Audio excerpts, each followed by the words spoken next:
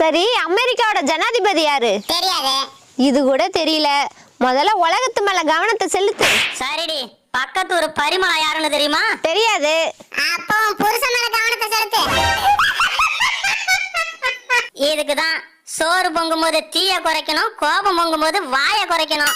இப்ப என்னடா, போன் தானே நோண்ட கூடாது, இனி நோண்டல.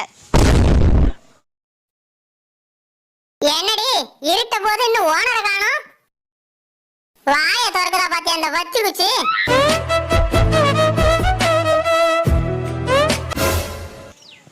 ஏன்டி போனை கட் பண்ற? யாரு? ஓனர் தான். எடுத்து பேச வேண்டியதானே? மூடு இல்ல. என்ன ஃபோனை கட் பண்ணுறா? சரி, மெசேஜ் பண்ணி பார்ப்போம்.